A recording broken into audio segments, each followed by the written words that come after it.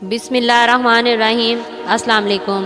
آج میں آپ کو حضرت خباب رضی اللہ تعالیٰ عنہ کا قتل کے وقت نماز پڑھنا اور زید و عاصم رضی اللہ تعالیٰ عنہ کا قتل کا ایک واقعہ سناتی ہوں۔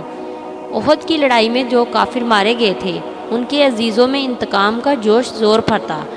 سلافہ نے جس کے 2 بیٹے اس لڑائی میں مارے گئے تھے منت مانی تھی کہ اگر عاصم کا جنہوں نے اس کے 2 بیٹوں کو قتل کیا تھا سر ہاتھ آ جائے تو اس کی کھوپڑی میں شراب پیوں گی۔ اس لیے اس نے اعلان کیا تھا کہ جو عاصم کا سر لائے گا اس کو 100 اونٹ انعام دوں گی۔ سفیان بن خالد کو اس لالچ نے آمادہ کیا وہ ان کا سر لانے کی کوشش کرے، چنانچہ اس نے ازل وقارہ کے چند آدمیوں کو مدینہ منورہ بھیجا۔ ان لوگوں نے اپنے آپ کو مسلمان ظاہر کیا اور حضور صلی اللہ علیہ وآلہ وسلم سے تعلیم و تبلیغ کے لیے اپنے ساتھ چند حضرات کو بھیجنے کی درخواست کی اور حضرت عاصم رضی اللہ تعالیٰ عنہ کے بھی ساتھ بھیجنے کی درخواست کی۔ ان کا وضع پسندیدہ بتلایا، چنانچہ حضور صلی اللہ علیہ وآلہ وسلم نے 10 آدمیوں کو اور بعض روایات میں 6 آدمیوں کو ان کے ساتھ کر دیا، جن میں حضرت عاصم رضی اللہ تعالیٰ عنہ بھی تھے۔ راستے میں جا کر ان کو لے جانے والوں نے بے عہدی کی اور دشمنوں کو مقابلے کے لیے بلایا جو 200 آدمی تھے، اور ان میں سے 100 آدمی بہت مشہور تیر انداز تھے۔ اور بعض روایات میں ہے کہ حضور صلی اللہ علیہ وآلہ وسلم نے ان حضرات کو مکہ والوں کی خبر لانے کے لیے بھیجا تھا۔ راستے میں بنو اللحان کے 200 آدمیوں سے مقابلہ ہوا۔ یہ مختصر جماعت 10 آدمیوں کی یا 6 آدمیوں کی یہ حالت دیکھ کر ایک پہاڑی پر جس کا نام فدفد تھا چڑھ گئی۔ کفار نے کہا کہ ہم نے تمہارے خون سے اپنی زمین رنگنا نہیں چاہتے، صرف اہل مکہ سے تمہارے بدلے میں کچھ مال لینا چاہتے ہیں، تم ہمارے ساتھ آ جاؤ، ہم تم کو قتل نہ کریں گے۔ مگر انہوں نے کہا کہ ہم کافر کے عہد میں آنا نہیں چاہتے، اور ترکش سے تیر نکال کر مقابلہ کیا۔ جب تیر ختم ہو گئے تو نیزوں سے مقابلہ کیا۔ حضرت عاصم رضی اللہ تعالیٰ عنہ نے ساتھیوں سے جوش میں کہا کہ تم سے دھوکہ کیا گیا، مگر گھبرانے کی بات نہیں، شہادت کو غنیمت سمجھو، تمہارا محبوب تمہارے ساتھ ہے اور جنت کی حوریں تمہاری منتظر ہیں۔ یہ کہہ کر جوش سے مقابلہ کیا، اور جب نیزہ بھی ٹوٹ گیا تو تلوار سے مقابلہ کیا۔ مقابلے کا مجمع کثیر تھا، آخر شہید ہو گئے اور دعا کی کہ یا اللہ اپنے رسول صلی اللہ علیہ وآلہ وسلم کو ہمارے قصے کی خبر کر دے۔ چنانچہ یہ دعا قبول ہوئی اور اسی وقت اس واقعہ کا علم حضور صلی اللہ علیہ وآلہ وسلم کو ہو گیا، اور چونکہ عاصم رضی اللہ تعالیٰ عنہ یہ بھی سن چکے تھے کہ سلافہ نے میرے سر کی کھوپڑی میں شراب پینے کی منت مانی ہے، اس لیے مرتے وقت دعا کی کہ یا اللہ میرا سر تیرے راستے میں کاٹا جا رہا ہے اور تو ہی اس کا محافظ ہے۔ وہ بھی دعا قبول ہوئی، اور شہادت کے بعد جب کافروں نے سر کاٹنے کا ارادہ کیا تو اللہ تعالیٰ نے شہد کی مکھیوں کا اور بعض روایتوں میں بڑوں کا ایک غول بھیجا جنہوں نے ان کے بدن کو چاروں طرف سے گھیر لیا۔ کافروں کو خیال تھا کہ رات کے وقت جب یہ اڑ جائیں گی تو سر کاٹ لیں گے، مگر رات کو ایک بارش کی رو آئی اور ان کی نعش کو بہا کر لے گئی۔ اس طرح 7 آدمی یا 3 آدمی شہید ہو گئے، غرض 3 باقی رہ گئے۔ حضرت خباب رضی اللہ تعالیٰ عنہ اور زید رضی اللہ تعالیٰ عنہ بن وسنہ اور عبداللہ بن طارق رضی اللہ تعالیٰ عنہ، ان تینوں حضرات سے پھر انہوں نے عہد و پیمان کیا کہ تم نیچے آ جاؤ، ہم تم سے بد عہدی نہ کریں گے۔ یہ تینوں حضرات نیچے اتر آئے، اور نیچے اترنے پر کفار نے ان کی کمانوں کی تانت اتار کر ان کی مشکیں باندھی۔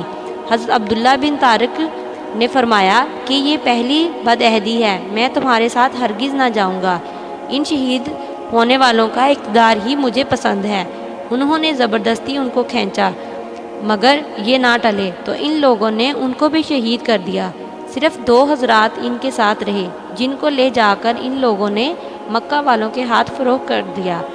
ایک حضرت زید بن وسنہ رضی اللہ تعالیٰ عنہ جن کو صفوان بن امیہ نے 50 اونٹ کے بدلے میں خریدا تاکہ اپنے باپ امیہ کا بدلے میں قتل کرے۔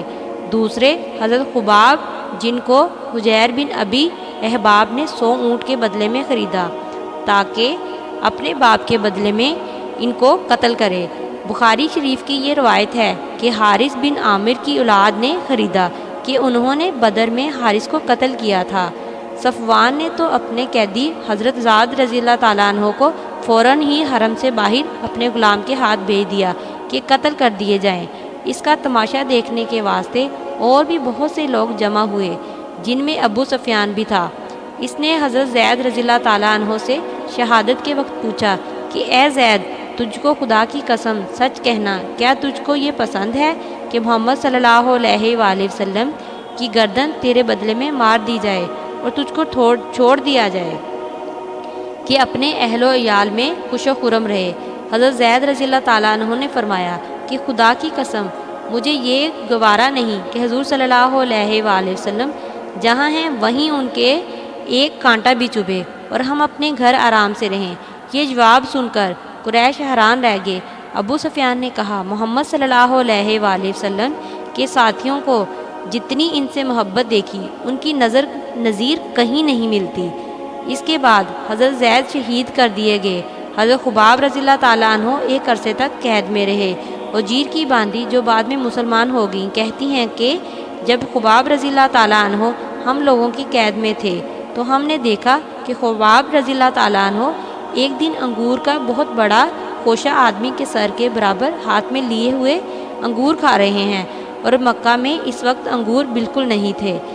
وہی کہتی ہیں کہ جب ان کے قتل کا وقت قریب آیا تو انہوں نے صفائی کے لیے استرا مانگا، وہ دے دیا گیا۔ اتفاق سے ایک کمسن بچہ اس وقت خباب رضی اللہ تعالیٰ عنہ کے پاس چلا گیا۔ ان لوگوں نے دیکھا کہ استرا ان کے ہاتھ میں ہے اور بچہ ان کے پاس، یہ دیکھ کر گھبرائے۔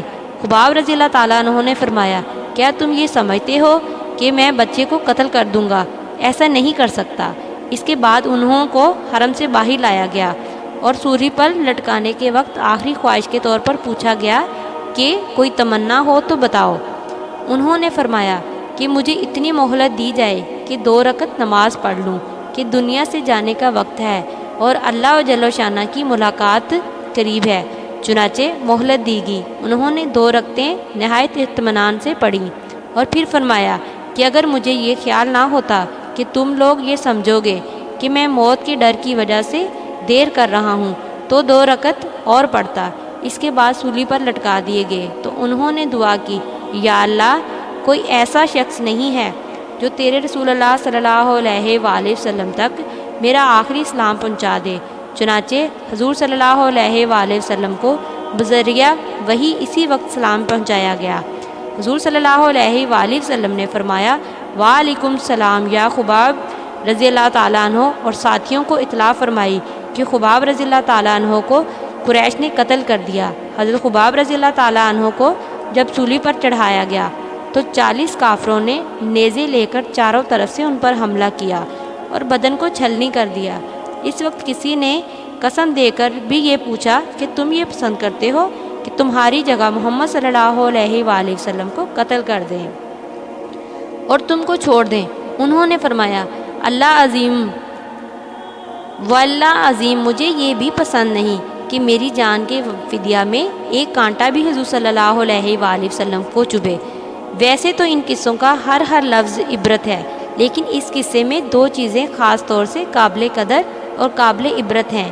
ان حضرات کی نبی اکرم صلی اللہ علیہ وآلہ وسلم کے ساتھ محبت، عشق کی اپنی جان جائے، اور اس کے بدلے میں اتنا لفظ کہنا بھی گوارا نہیں کہ حضور صلی اللہ علیہ وآلہ وسلم کو کسی قسم کی تکلیف معمولی سی بھی پہنچ جائے، اور اس لیے کہ حضرت خباب رضی اللہ تعالیٰ عنہ سے صرف زبان ہی سے کہلانا چاہتے تھے، اور صرف زبان ہی سے کہنا ہی تھا، ورنہ بدلے میں حضور صلی اللہ علیہ وآلہ وسلم کو تکلیف پہنچانے پر تو ان کو کفار کو بھی قدرت نہ تھی، بلکہ وہ لوگ خود ہی ہر وقت تکلیف پہنچانے کی کوشش میں رہتے تھے۔